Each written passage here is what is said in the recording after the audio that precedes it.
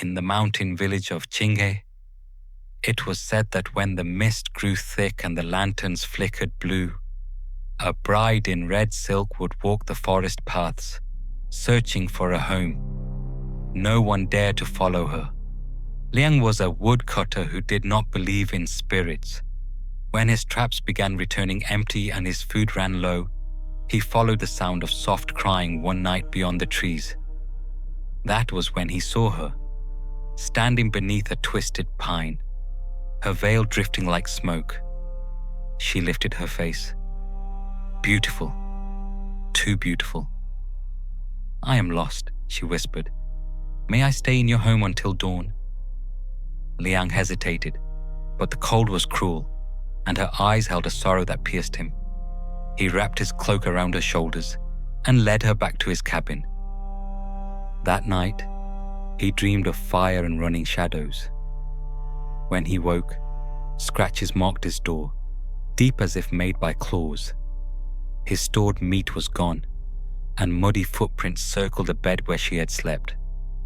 But the bride was still there, kneeling by the hearth, cooking broth as if nothing had happened. "You sleepwalk," she said gently. "You went outside while the forest watched."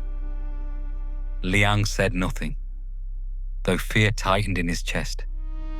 Days passed. His hunger faded. His strength grew. The bride never left his side. She learned his name, his habits, his past.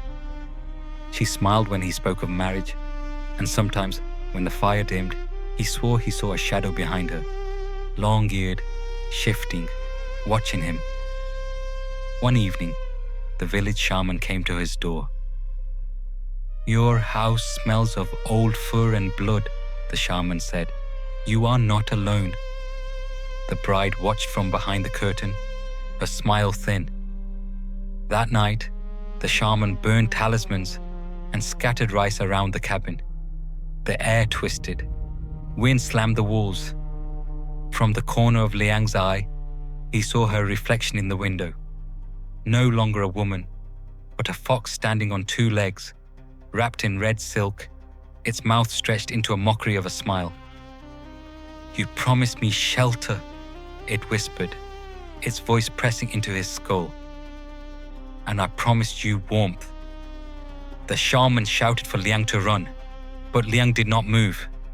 He remembered the empty years, the cold nights, the silence. He remembered how she filled his home with breath and light. "I choose her," he said. The talismans fell to ash. The shaman fled into the forest, screaming that another soul had been claimed. At dawn, the cabin stood quiet and abandoned. Hunters later found only torn clothing near the river, and marks in the mud that looked like paws, and human feet walking side by side, then becoming one. Even now, when travelers lose their way near Chinge, they speak of a gentle bride who offers warmth and shelter, but those who accept her kindness are never seen again. And in the mist, a fox in red silk still waits for someone lonely enough to open their door. Some stories are meant to be remembered, not because they are true, but because they remind us of our mistakes. Every curse has an origin, and every origin begins with a human choice. This has been Cursed Origins.